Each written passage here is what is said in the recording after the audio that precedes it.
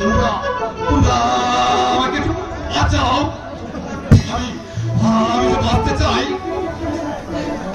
কিন্তু কোনো কোনো কিন্তু নয়।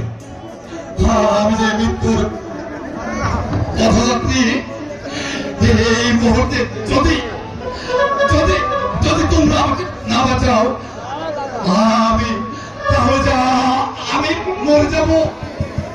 আপনি এখানে কিছুক্ষণ অপেক্ষা করুন, আমি ছুটে গিয়ে বাবুকে ডেকে নিয়ে আসি।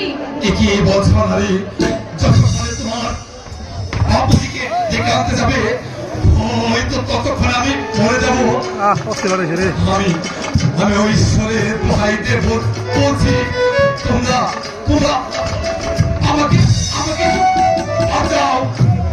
কিন্তু কিন্তু আপনি যে অপারক মহারাজ, আমাদের কাবিলার নিয়ম অনুযায়ী কোনো কুমারী মেয়ে পর পুরুষকে স্পর্শ করতে পারে না।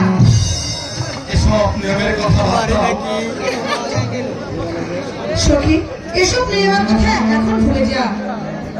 আগে মহারাজকে বাঁচা, তারপর দেখা যাবে।